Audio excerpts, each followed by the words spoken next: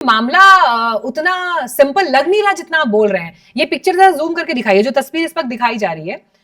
राहुल गांधी जब मंच पर मौजूद हैं, उन्होंने डॉक्टर भीमराव अंबेडकर का फोटो हाथ में लेकर जिस तरह से डिस्प्ले किया है, और उस जगह पर मौजूदगी उनकी, एक स्थान विशेष को चूज किया। लेकिन पॉलिटिक्स इस वक्त क्या चल रही है?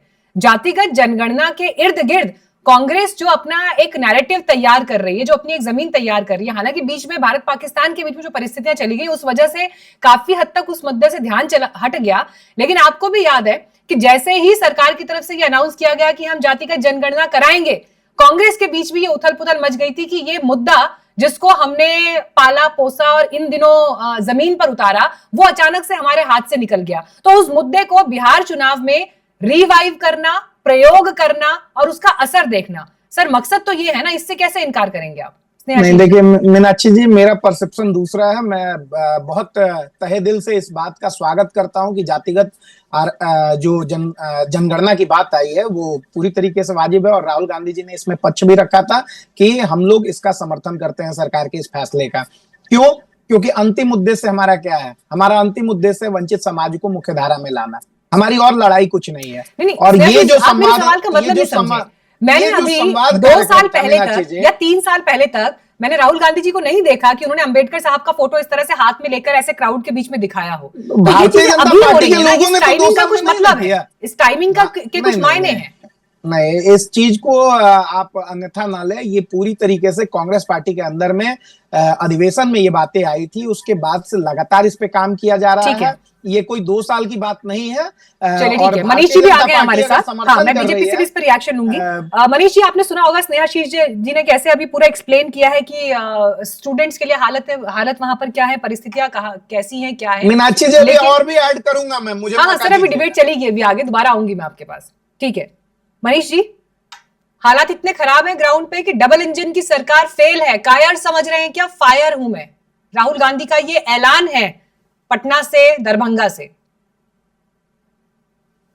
देखिए, मैं सुन रहा था आज राहुल गांधी का भाषण, मैं सुन रहा था। एक बात तो मैं पहले बता दूं आपको, ये बिहार में जो ये सारी नूरा कुश्ती चल रही है कांग्रेस की ना, ये नूरा कुश्ती एक्चुअली राजद को नीचे दिखाने के लिए चल रही है। क्योंकि कांग्रेस को यहां पर राजद से मैक्सिमम सीट चाहिए। लड़ाई सिर्फ इसी बात के लिए चल रही है। अच्छा, कि कैसे हम यह दिखाएं कि देखो हमारा ये जनाधार है, हम मजबूत हैं, हमने 70 सीटों पर पिछली बार चुनाव लड़ा था, इसलिए हम उससे कम में किसी भी कीमत पर मानेंगे नहीं।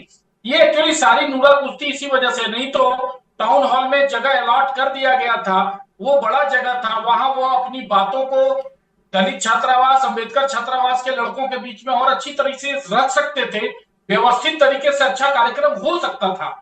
लेकिन तेजस्वी तो पूरी तरह से सपोर्ट कर रहे हैं राहुल गांधी को। वो तो उल्टा आप लोगों पर ही सवाल उठा रहे हैं कि आप लोग डर गए। तेजस्वी साथ नहीं दिखते, इसीलिए तो तेजस्वी किसी कार्यक्रम में साथ नहीं दिखते, वो सपोर्ट कर रहे हैं इसीलिए।